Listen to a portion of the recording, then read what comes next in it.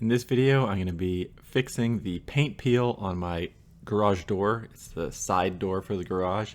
Now, this is a door that I installed and painted, so this one's kind of my fault. I did paint it extremely late in the year, so it was getting a little bit cold out when I installed this thing, but I wanted to get it done before the winter set in, and it was just way too late. Obviously, I probably missed my window of opportunity for this, and it could be that there was an issue with the primer that came from the factory. That is also possible. But the inside of the door didn't peel, so I'm assuming it was just that temperature difference. Obviously, it'd be a little bit warmer on the inside of the garage, even though it's not heated, and it has caused the paint to adhere very poorly. You can see it just flakes off, no issues. And for this, I'm using 220 grit sandpaper, and I'm going to try out this shellac based primer. I was going to use a roll-on primer, but I figured a spray-on would be just as fast. Now, just sanding it didn't really take this paint off very well, so I am going to use this Karcher pressure washer. Got a few videos on that. If you got a Karcher pressure washer and it's not working, the on-off switch could be the problem. But anyway, I find the pressure washer is obviously doing a really good job of this, and overall it makes pretty short work of getting the paint off this door.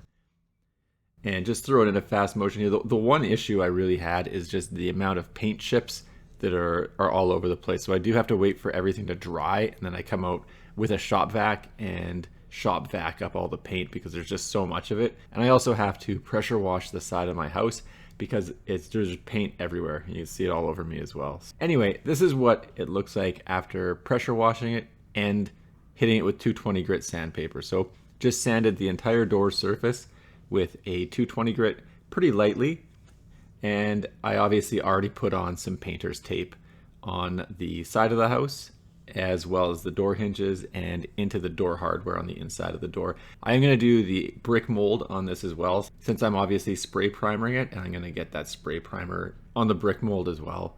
The one complaint I have about this spray paint can is it has a very narrow focus for the spray. I was sort of wishing it would provide a bit wider of a spray when doing this, but I mean, overall, I guess it just took a little bit of extra time going back and forth over the door. For the brick mold, obviously the tight spray was fine, but just doing a large area was a bit of a pain with this particular type of spray paint can. And you can see all the paint that flecked off the door with the pressure washer. And that's what it looks like after I have spray primered the door. Obviously, it's a little bit lighter in certain spots.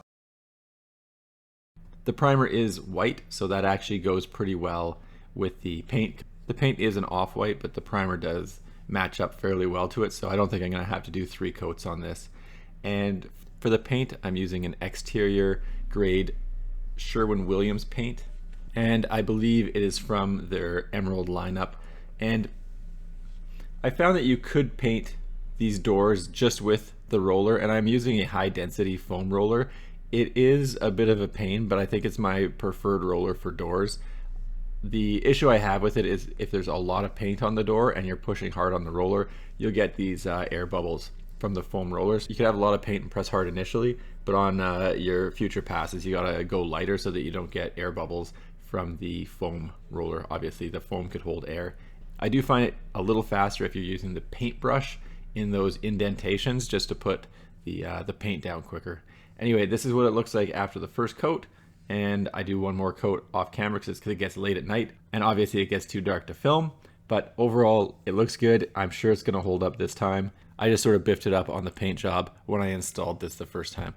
Anyway, thanks for checking out my video. Don't forget to like and subscribe.